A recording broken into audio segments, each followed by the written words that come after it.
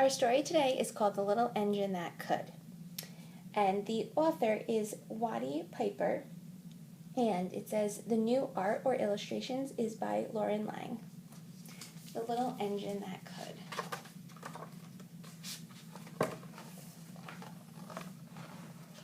Make sure you can see all the pictures. There we go.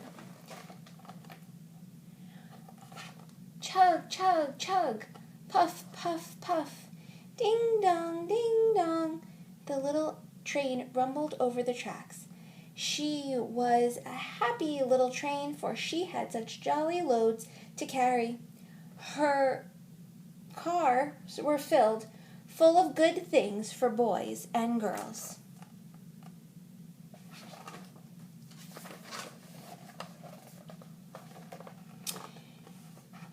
There were toy animals, giraffes with long necks, teddy bears with almost no necks at all, and even a baby elephant.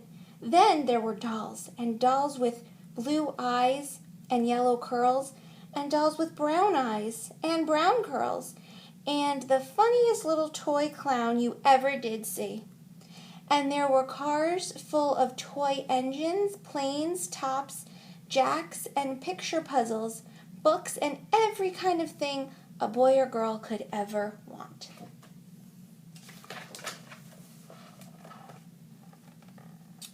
But that was not all. Some of the cars were filled with all sorts of good things for boys and girls to eat. Big golden oranges, red-cheeked apples, bottles of creamy milk for their breakfasts, and fresh spinach for their dinners, peppermint drops and lollipops for after-meal treats. The little train was carrying all these wonderful things to the good little boys and girls on the other side of the mountain, and she puffed along merrily.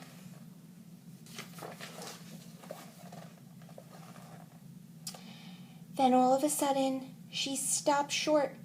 She simply could not go another inch. She had tried and tried, but her wheels would not turn. What were all the good little boys and good little girls on the other side of the mountain going to do without the wonderful toys to play with and good things to eat?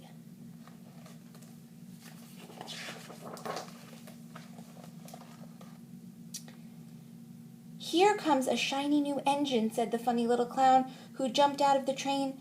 "Let us ask for help." So all the dolls and toys cried together, "Please, shiny new engine, won't you please pull our train over the mountain? Our engine has broken down, and the boys and the girls on the other side of the mountain won't have toys to play with or good food to eat unless you help us."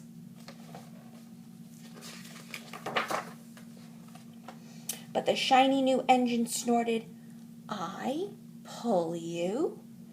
I am a passenger engine. I have just carried a fine big train over the mountain with more cars than you could have dreamed.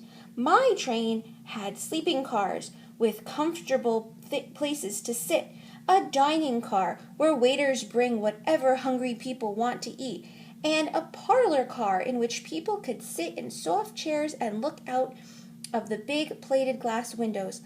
I pull the likes of you? Indeed, no."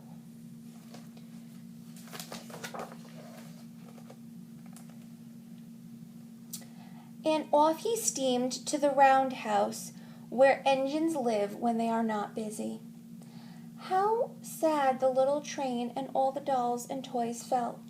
Then the little clown called out, "The passenger engine is not the only one in the world.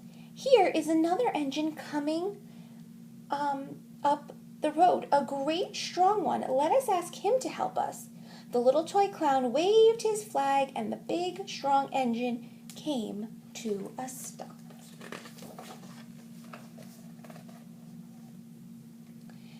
"Please, oh please, big engine," cried all the dolls and toys together, "won't you please pull our train over the mountain?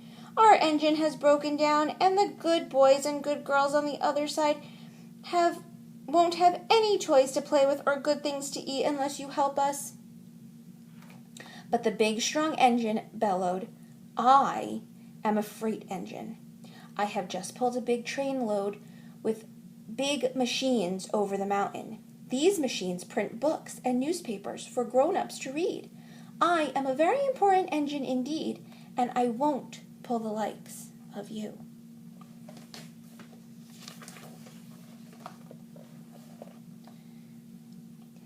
And the freight engine puffed off indignantly to the roundhouse. The little train and all the dolls and toys were very sad. "Cheer up," cried the little toy clown. "The freight engine is not the only one in the world. Here comes another. He looks very old and tired, but our train is so little, perhaps he can help us."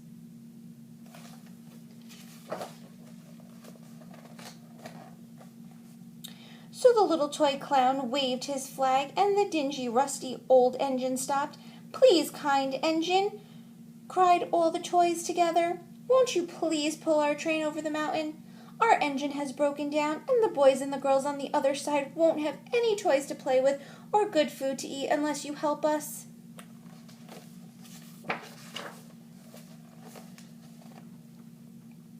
But the rusty old engine sighed. "I am so tired. I must rest my weary wheels. I cannot pull even so little a train over the mountain. I cannot.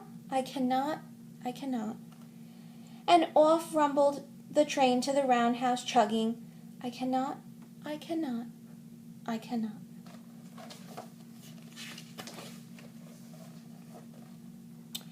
Then indeed the little train was very, very sad, and the dolls and the toys were ready to cry.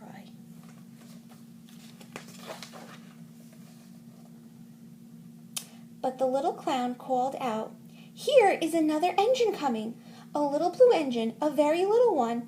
Maybe she will help us." The very little engine came chugging merrily along.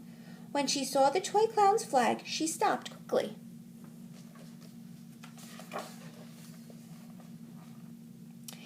"What is the matter, my friends?" she asked kindly. "Oh, little blue engine," cried the dolls and the toys, "will you pull us over the mountain? Our engine has broken down, and the good boys and good girls on the other side won't have any toys to play with or good things to eat unless you can help us. Please, please, please help us, little blue engine."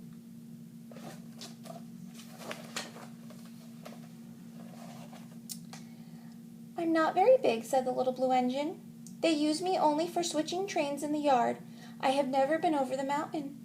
But we must get over the mountain before the children awake and all the dolls and toys," said all the dolls and toys. The very little engine looked up and saw the tears in the doll's eyes, and she thought of the good little boys and good little girls on the other side of the mountain who would not have any toys or good food in the morning unless she helped. Then she said, "I think I can. I think I can. I think I can." And she hitched herself to the little train.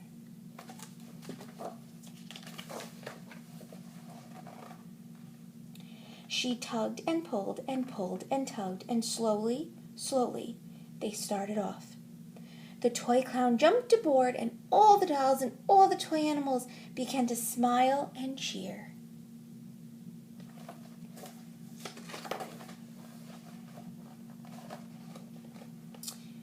Puff, puff, chug, chug, went the little blue engine. "I think I can, I think I can, I think I can, I think I can. I think I can, I think I can." Up, up, up, faster and faster and faster the little engine climbed.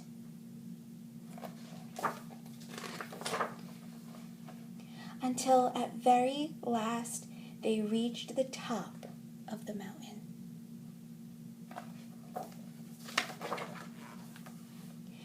Down into the valley lay the city. "Hurry, hurry," cried the funny little clown and all the dolls and toys.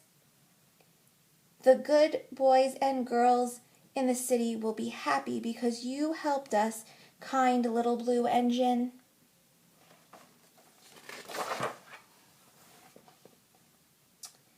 And the little blue engine smiled and seemed to say, as it puffed steadily down the mountain, "I thought I could, I thought I could, I thought I could, I thought I could, I thought I could, I thought I could."